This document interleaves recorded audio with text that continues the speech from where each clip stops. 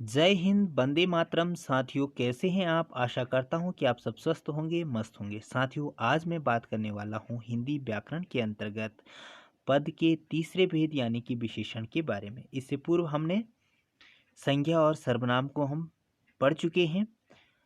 अगर वो वीडियो नहीं देखा है तो आप प्लेलिस्ट में जाकर के उस वीडियो को देख सकते हैं। साथियों, आज मैं बात करने वाला हूँ विशेषण किसे कहते हैं, उसकी परिभाषा क्या है, उसके भेद कौन कौन से हैं, गुणवाचक विशेषण क्या होता है, संख्यावाचक विशेषण क्या है, परिमाणवाचक विशेषण किसे कहते हैं, सार्वनामिक विशेषण क्या होता है, व्यक्तिवाचक विशेषण किसे कहते हैं, प्रश्नवाचक विशेषण क्या है, तुलनाबोधक विशेषण किसे कहते हैं और संबंधवाचक विशेषण क्या होता है। ठीक है, तो जो ये विशेषण के भेद हैं इसको भी हम जानेंगे। और एक ट्रिक बता दूं आपको याद करने के लिए कि विशेष जो व्यक्ति होता है, विशेष की अगर हम बात करें, विशेष जो व्यक्ति होता है तो उस विशेष व्यक्ति के अंदर क्या होते हैं, कुछ अच्छे गुण होते हैं। ठीक है, और लोग उन अच्छे गुणों की हम क्या करते हैं, उनके अच्छे गुणों को हम गिनते हैं, यानी कि संख्या में गिनते हैं, 1 2 3 4। ठीक है, और ठीक है उसका हम क्या करते हैं, उस संख्या का परिमाण करते हैं। ठीक है, नापते तोलते हैं कि कितना सही है कितना गलत है। ठीक है, और फिर ये हम क्या करते हैं, सबको बताते हैं। सार्वनाम यानी कि सार्वनामिक से क्या होगा, सबको बताते हैं। बताते हम किसके बारे में हैं, उस व्यक्ति के बारे में जिसके पास क्या है, कुछ अच्छे गुण हैं, और हम उन गुणों को क्या करते हैं, गिनते हैं, और फिर उन गुणों का हम परिमाण निकालते हैं, है ना, तोलते हैं उसको कितना गुण है के करके, और हम फिर सबको बताते हैं कि वो इंसान क्या है, गुणी है। कौन गुणी है, वो व्यक्ति गुणी है। और फिर हम उसके बारे में क्या करते हैं, प्रश्न करते हैं, तर्क संगत। ठीक है, प्रश्न करते हैं। प्रश्न करने के बाद हम उसकी तुलना करते हैं एक दूसरे से। ठीक है, किसी दूसरे व्यक्ति से हम उसकी क्या करते हैं, तुलना करते हैं। और जो गुणी व्यक्ति होता है, विशेष जो व्यक्ति होता है, फिर उसके साथ हम अपना क्या करते हैं, संबंध बताते हैं। ठीक है, कि यार वो तो मेरा रिश्तेदार है ना, संबंधी है, सगा संबंधी है, सखा है, मित्र है। तो इस तरीके से आप इसको याद रख सकते हैं। अब बात करते हैं इसकी परिभाषा की। तो विशेषण की परिभाषा क्या होती है, सबसे पहले इसका शाब्दिक अर्थ जान लेते हैं। तो शाब्दिक अर्थ क्या होता है, विशेषता उत्पन्न करने वाला या विशेषक। जो शब्द संज्ञा और सर्वनाम की विशेषता बताते हैं उसे विशेषण कहते हैं। अर्थात जो शब्द गुण, दोष, भाव, संख्या, परिमाण आदि से संबंधित विशेषता का बोध कराते हैं उसे हम विशेषण कहते हैं। ठीक है, जैसे यहाँ पे उदाहरण है हमारे पास, काला, बड़ा, काला, लंबा, दयालु, भारी, सुंदर, काया, टेढ़ा मेढ़ा, 1 2, वीर, पुरुष, गोरा, अच्छा, बुरा, मीठा, खट्टा आदि। तो उदाहरण के माध्यम से मैं आपको बताता हूँ। विशेषण को हम कैसे याद रखेंगे, जो शब्द संज्ञा और सर्वनाम की विशेषता बताते हैं उसे हम विशेषण कहते हैं। और जो शब्द विशेषता बताते हैं, दूसरी परिभाषा हम ऐसे भी कह सकते हैं कि जो शब्द विशेषता बताते हैं उसे हम विशेषण कहते हैं।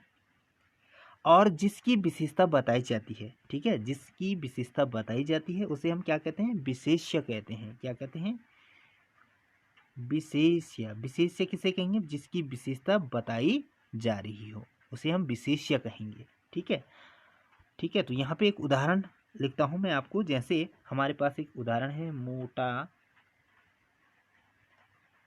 लड़का, ठीक है, मोटा लड़का हंस पड़ा। ठीक है, क्या लिखा हमने, मोटा लड़का हंस पड़ा। ये एक उदाहरण हो गया हमारे पास। ठीक है, तो इसमें क्या है, इसमें यहाँ जो है, इसमें मोटा जो है ना, मोटा ये क्या है, विशेषण है। ठीक है, इसमें क्या है, विशेषण है। विशेषता बता रहा है किसकी, लड़का, जो लड़का है उसकी विशेषता बता रहा है, वो कैसा है, मोटा है। ठीक है, और लड़का क्या होगा, यहाँ पे लड़का ये विशेष्य होगा। क्या होगा, विशेष्य, क्योंकि इसकी विशेषता बताई जा रही है। ठीक है, तो लड़का क्या होगा, विशेष्य। हंस पड़ा क्या है, इसमें क्रिया है। ठीक है, हंस पड़ा क्या है, क्रिया है। ठीक है, तो जो लड़का है ये कौन सा शब्द है आपका, संज्ञा शब्द। ठीक है, कौन सा शब्द है, संज्ञा शब्द। मोटा क्या हो गया, विशेषण हो गया ये। ठीक है, ठीक है, आई बात समझ में।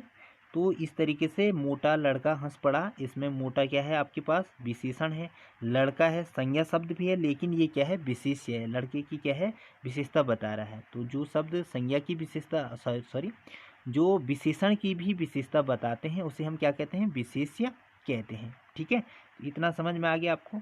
अब बात करते हैं इसके उदाहरण। जैसे हमारे पास एक और उदाहरण है, यहाँ पे आप लोग देख सकते हैं, राधा बहुत सुंदर लड़की है। तो यहाँ पे राधा एक लड़की का नाम है, राधा का नाम में क्या है, संज्ञा है, ये संज्ञा शब्द है। बहुत सुंदर है, ये क्या है, बहुत सुंदर शब्द क्या है, एक विशेषण है जो संज्ञा और सर्वनाम की विशेषता बता रहे हैं। ठीक है, तो यहाँ पे आप लोग ये देख सकते हैं।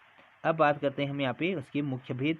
तो ये 8 भेद होते हैं, ये हमने पहले बता दिया था कि कोई गुणी व्यक्ति है, गुण को हम किस में याद रखते हैं, संख्याओं में, और फिर उसका हम क्या निकालते हैं, परिणाम निकालते हैं, और फिर हम सबको बताते हैं कि ये व्यक्ति कैसा है, अच्छा है या बुरा है। फिर हम उसके बारे में क्या करते हैं, प्रश्न करते हैं, फिर उसकी हम तुलना करते हैं, फिर उससे अपना संबंध क्या करते हैं, व्यक्त करते हैं। अब बात आती है गुणवाचक विशेषण किसे कहते हैं। गुणवाचक विशेषण की परिभाषा क्या होती है, पहला भेद है विशेषण का, तो जानेंगे हम इसे। गुणवाचक विशेषण जो शब्द संज्ञा या सर्वनाम के गुण, धर्म, स्वभाव आदि का बोध कराते हैं उसे गुणवाचक विशेषण कहते हैं। जैसे अच्छा, पुराना, झूठा, सफ़ेद। ठीक है, तो ये तो हुई गुणवाचक विशेषण की परिभाषा। दूसरे शब्दों में वे शब्द जो संज्ञा या सर्वनाम शब्द के गुण, दोष, रूप, रंग, आकार, स्वाद, दशा, अवस्था, स्थान आदि की विशेषता प्रकट करते हैं उसे गुणवाचक विशेषण कहते हैं। ठीक है, तो ये तो हुई बात गुणवाचक विशेषण। ये इसके कुछ उदाहरण हैं, तो आप लोग इसका स्क्रीनशॉट ले सकते हैं या फिर वीडियो को रोक सकते हैं। यहाँ पे ये सारे गुणवाचक विशेषण के क्या है, उदाहरण हैं। आप लोग इसको देख सकते हैं, पढ़ सकते हैं आराम से, क्योंकि वीडियो जो है ज़्यादा जो है लंबा हो रहा है, चैप्टर ये क्या है थोड़ा सा लेंथी है, तो इसलिए मैं आपको शॉर्टकट में थोड़ा सा इसको समझा रहा हूँ। तो ये सब किसके अंतर्गत आए, गुणवाचक विशेषण के। अब बात करते हैं हम संख्यावाचक विशेषण की, भेद की। तो संख्यावाचक विशेषण की हम सबसे पहले परिभाषा जानेंगे, और फिर उसके 2 भेद होते हैं, निश्चित संख्यावाचक और अनिश्चित संख्यावाचक। तो संख्यावाचक विशेषण की परिभाषा क्या होती है, ये दूसरा भेद है विशेषण का। वे विशेषण शब्द जो संज्ञा अथवा सर्वनाम की संख्या का बोध कराते हैं। नाम से स्पष्ट है, यहाँ पे संख्या का क्या होगा, बोध होगा, उसे संख्यावाचक विशेषण कहते हैं। यानी कि वे विशेषण शब्द जो संज्ञा अथवा सर्वनाम की संख्या का बोध कराते हैं संख्यावाचक विशेषण कहलाते हैं। इतना आपको याद रखना है। ठीक है, कि दूसरे शब्दों में वह विशेषण जो अपने विशेष्यों की, विशेष्य किसे कहा हमने, जिसकी विशेषता बताई जाती है। ठीक है, जैसे वहाँ पे हमने क्या लिखा था, मोटा लड़का हंस पड़ा, तो लड़का क्या था, विशेष्य। ठीक है, तो उसे कहेंगे विशेष, जिसकी विशेषता बताई जाती है। तो निश्चित या अनिश्चित संख्याओं का बोध कराए संख्यावाचक विशेषण कहलाते हैं। उदाहरण के तौर पे देख लेते हैं यहाँ पे, जैसे 5 घोड़े दौड़ते हैं, 7 विद्यार्थी पढ़ रहे हैं। इस वाक्य में 5, 7 संख्या विशेषण है, क्योंकि इसमें घोड़े और विद्यार्थी की संख्या संबंधी विशेषता का क्या हो रहा है, ज्ञान हो रहा है।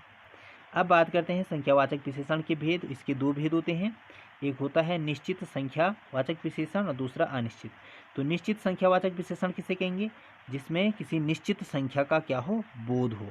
ठीक है, उसे हम क्या कहेंगे, निश्चित संख्यावाचक विशेषण। जैसे यहाँ पे उदाहरण है 1, 2, 8 है ना, 4 7वां आदि। तो ये एक निश्चित संख्या है, यहाँ पे बोध करवा रहे हैं। तो जिससे किसी निश्चित संख्या का ज्ञान हो उसे हम निश्चित संख्यावाचक विशेषण कहते हैं। अब बात करते हैं अनिश्चित संख्यावाचक विशेषण के। ये जो दूसरा भेद था संख्यावाचक विशेषण के, उसके फिर 2 भेद हैं, उपभेद। तो ये आपको याद रखना है। आप एक चार्ट बनाएं, चार्ट के माध्यम से आप इसको आसानी से फिर समझ सकते हैं।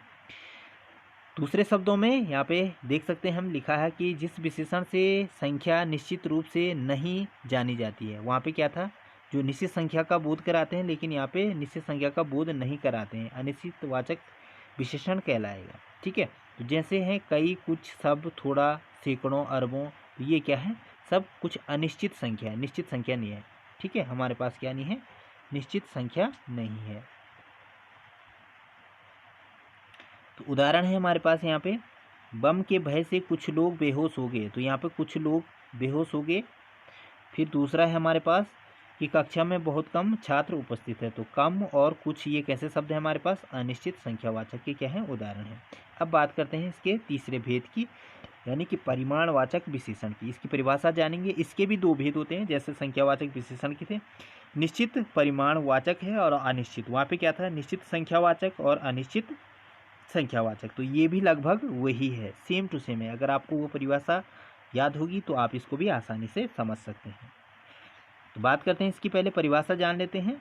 जिन विशेषण शब्दों से किसी वस्तु के माप तोल संबंधी विशेषता का बोध हो उसे परिमाणवाचक विशेषण कहते हैं, है ना। जैसे शेर भर दूध, ठीक है, तोला भर सोना, थोड़ा पानी, कुछ पानी, सब धन और घी लाओ, है ना, 2 लीटर दूध, बहुत चीनी इत्यादि। ये क्या है, परिमाण है, ठीक है, परिमाण, नाप तोल जिसे आप करते हैं, ठीक है। तो यहाँ पे हम इसके उदाहरण जान लेते हैं कुछ।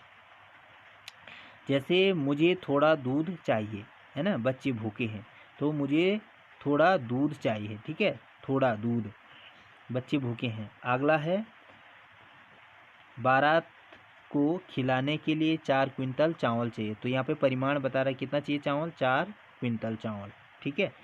उपयुक्त उदाहरणों में थोड़ा और एवं 4 क्विंटल निश्चित मात्रा का क्या है, बोध कराओ। थोड़ा क्या है, अनिश्चित, एवं 4 क्विंटल ये क्या है, निश्चित मात्रा का क्या करवा रहे हैं, बोध। तो यहाँ पे इसके 2 भेद होते हैं परिमाणवाचक विशेषण के। तो ये आप देख सकते हैं, निश्चित संख्या, निश्चित परिमाणवाचक और अनिश्चित परिमाणवाचक। इसको जान लेते हैं। निश्चित परिमाणवाचक वही है जहाँ पे आपको निश्चित संख्या हो, ठीक है, कि इतना चाहिए। जैसे यहाँ पे आप लोगों ने देख लिया, 2 सेर घी, 10 हाथ जगह, 4 गज मलमल, 4 किलो चावल। निश्चित संख्या निश्चित परिमाणवाचक के अंतर्गत आएगा।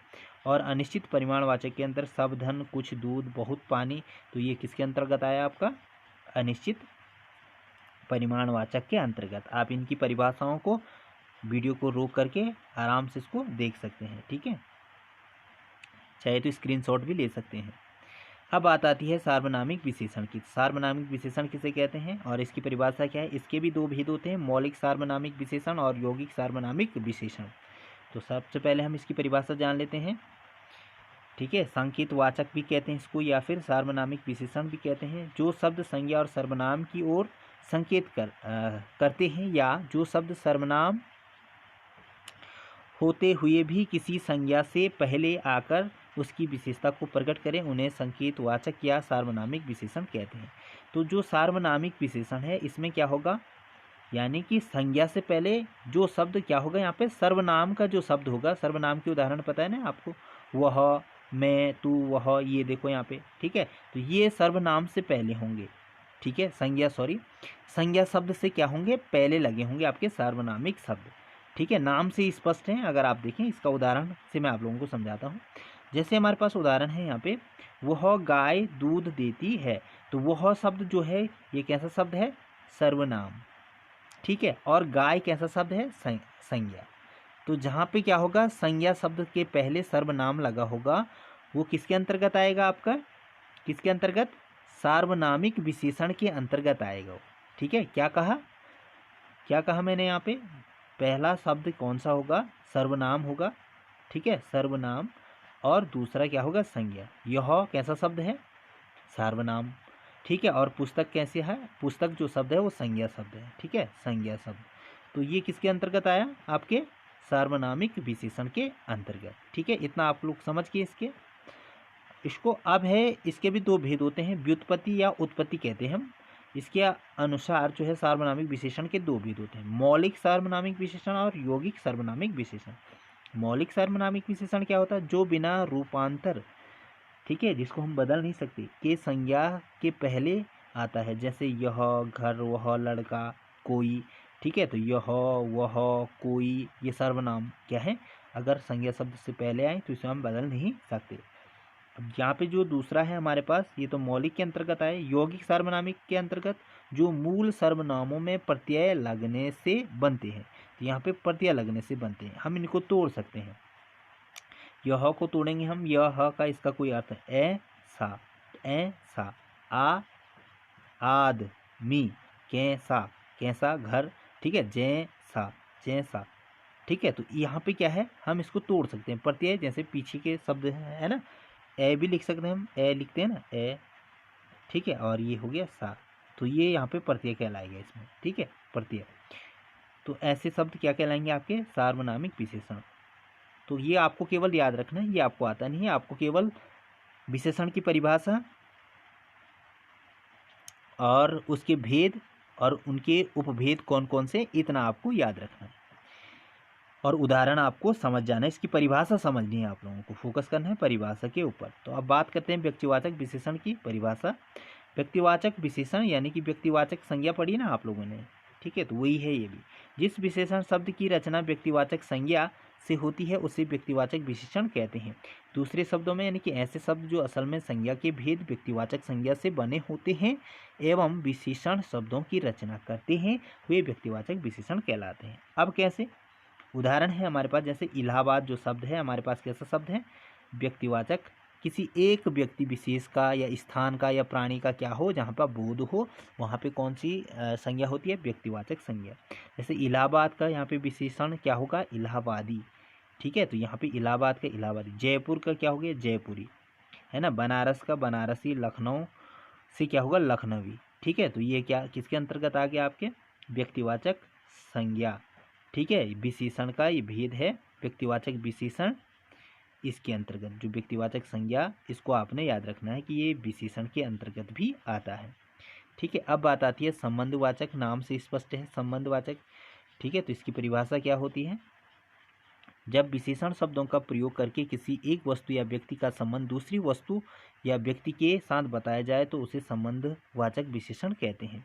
इस तरह के विशेषण क्रिया, क्रिया विशेषण आदि से बनते हैं, जैसे अंदरूनी, है ना, यह शब्द अंदर शब्द से बना है जो कि एक क्रिया विशेषण है, और भीतरी, यह शब्द भीतर शब्द से बना है जो कि एक क्रिया विशेषण है।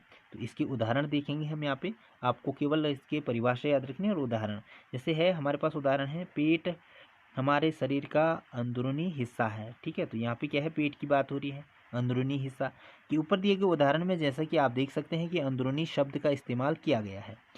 यह शब्द बाहरी शरीर का अंदरूनी शरीर का संबंध बता रहा है, ठीक है। हमारे अंदर जो बाहरी शरीर है और उसके अंदर का अंदरूनी शरीर का हिस्सा है, तो यह एक क्रिया विशेषण शब्द से बना हुआ है, अतः यह शब्द संबंधवाचक विशेषण के अंतर्गत आएगा, जहाँ पे अपने शरीर की बात हो, ठीक है, तो ये आया। अब आप बात करते हैं प्रश्नवाचक विशेषण की परिभाषा किसे कहते हैं और क्या इसका एग्जाम्पल है। तो प्रश्नवाचक विशेषण होता क्या है? नाम से स्पष्ट है, जहाँ पे प्रश्न किया जाए, पूछा जाए, ठीक है। ऐसे शब्द जो संज्ञा या सर्वनाम में किसी वस्तु या व्यक्ति के जानने के लिए प्रयोग किया जाए वो प्रश्नवाचक विशेषण कहते हैं उसे हम, ठीक है। तो जैसे आपके पास यहाँ पे क्या है? यह व्यक्ति कौन है? क्वेश्चन मार्क है। यह चीज़ क्या है? प्रश्नवाचक, ठीक है, तो ये प्रश्नवाचक आपको याद रखना है। अब बात आती है इसमें, जैसे प्रश्नवाचक का उदाहरण भी है, आपको इसको आप लोग देख सकते हैं। यहाँ पे प्रश्नवाचक आपको याद रखना, बस इतना सा, ठीक है। आप लोग बाकी डिटेल में आप इसको देख भी सकते हैं, स्क्रीनशॉट देख सकते हैं। अब बात आती है सबसे महत्वपूर्ण और अंतिम, तुलना बोधक विशेषण अवस्थाएं। इसकी 3 अवस्थाएं होती है, मूल अवस्था, उत्तरा अवस्था और उत्तमा अवस्था, ठीक है। तो हम इसको जान लेते हैं। तुलना बोधक विशेषण की परिभाषा जान लेते हैं सर। सबसे पहले इसकी परिभाषा क्या होता है? जैसा कि हम सभी जानते हैं कि विशेषण शब्द संज्ञा या सर्वनाम की विशेषता बताते हैं, ये आप लोग भी जानते हैं, लेकिन कई बार दो वस्तुओं के गुण दोष आदि की तुलना की जाती है। दो वस्तुओं के गुण दोष की क्या की जाती है? तुलना की जाती है। तो जिन शब्दों में दो वस्तुओं के परस्पर तुलना की जाती है वे शब्द तुलना बोधक विशेषण कहलाते हैं। तो जहाँ पर दो वस्तुओं का क्या हो? तुलना हो, ठीक है, क्या हो? तुलना, तो वहाँ पे कौन सा होगा? तुलना बोधक विशेषण होगा। जैसे उदाहरण है हमारे पास यहाँ पे एक, कि राम सुरेश से ज़्यादा सुंदर है, ठीक है। यहाँ दो व्यक्तियों की विशेषता की तुलना की जा रही है, वो उससे सुंदर है, ठीक है, ये उससे अच्छा है, ये उससे बुरा है, ठीक है। तो यहाँ पे क्या होगा आपके पास? तुलना बोधक। याद रखना आप, तुलना बोधक की 3 अवस्थाएं ये आपने देख ली, मूलावस्था, उत्तरावस्था और उत्तमा अवस्था। तो मूलावस्था होती क्या है इसको जान लेते हैं। मूलावस्था, जब किसी एक ही व्यक्ति या वस्तु विशेषता जैसे गुण, दोष, शर्म, स्वभाव बताने के लिए विशेषण का प्रयोग किया जाता है उसे मूलावस्था कहते हैं। जैसे उदाहरण है आपके पास, किन्हीं दो वस्तु या व्यक्ति आदि की तुलना नहीं की जाती, जैसे अच्छा, बुरा, वीर, बहादुर, निडर, डरपोक आदि। तो कहने का मतलब है यहाँ पे उदाहरण के माध्यम से हम इसको जानते हैं मूलावस्था होती क्या है। मैं बड़ा होकर वीर सिपाही बनूंगा, तो यहाँ पे जो वीर शब्द है हमारे पास ये कैसा है? मूलावस्था, कि मुझे वीर बनना है। गुण, दोष, स्वभाव की जहाँ पे क्या हो? बात हो, मूलावस्था उसे कहते हैं। अब बात आई जिंदगी में एक शेर की भांति निडर होना चाहिए। तो यहाँ पे क्या है, शेर जो शब्द आया निडर, तो निडर क्या हो गया आपके पास, ठीक है, ये निडर, तो ये हो गया आपके पास